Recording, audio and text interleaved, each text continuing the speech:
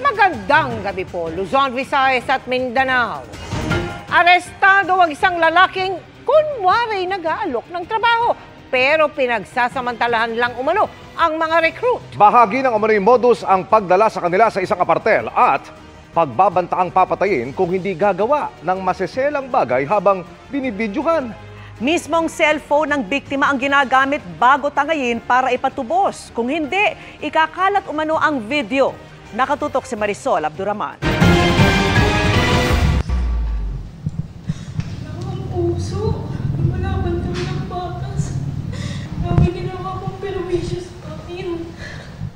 Ganun na lang ang iyak ng babaeng ito na makita sa tanggapan ng District Special Operations Unit ng Northern Police District ang umano'y gumahasa sa kanya. Pasensya na talaga. Pasensya, may magagawa pa yung pasensya ko. Ito na nga, magpapagbabayaran ko na yung... Walang magagawa yung pasensya mo, kuya. Grabe perwisyo ginawa mo. Ang tigas ng mukha mo. Sobrang tigas. Yung pasensya mo, kainin mo yung pasensya mo. Hindi ko tanggapin yan. At pagdusahan na, gusto mo nga eh. Patay ka na lang sana eh. Sumbong ng biktima, nagpakilala mo ng agent ang suspect na nag-alok ng trabaho na may kitang 10 to 50,000 pesos kada racket. At nang makipagkita siya sa suspect nitong Lunes, nagulat siya na dinala siya sa isang hotel. Pinagawa niya po ako ng video ko. Masela na ang pinagawa una pa lang, pero hindi pa nakontento ang suspect na gusto rin daw ng video na may ginagawa sila ng biktima. Sabi anya ng suspect, para walang problema ay cellphone ng biktima ang ipinang video. Nanginginig ang biktima dahil sa takot pero wala raw siyang nagawa. Sabi niya, pag di mo ito ginawa, hindi ka makakalabas dito. Tapos pinagbantaan niya na po yung buhay ko. Yung time na yun, syempre inisip ko rin po yung anak ko. Matapos ito, kinuha ng suspect ang kanyang cellphone at mabilis na tumakas. Ayon sa NPD-DSOU, matagal na nilang hinahanap ang suspect. Matapos silang makatanggap ng maraming sumbong hinggil sa lalaking ganun din daw ang modus. Nagpipretendo yan na babae through social media. And then minimit niya nagre-represent siya as parang middleman or representative or agent po.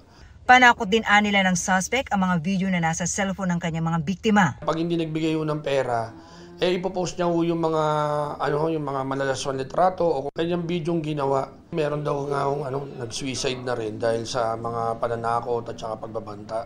Serial rapist. Napakarami niyong biniktima, ma'am, within our AOR, also the same mo sa Quezon City, sa Valenzuela, sa sa Tondo, sa Malate. Nahuli lang ang suspect matapos ma-entrap dahil sa sumbong ng isa pang biktima na nakuhanan din ng cellphone. Pinatutubos ito ng suspect sa halagang 5,000 pesos kung ayaw raw ng biktimang ma-post ang masiselang litrato nito.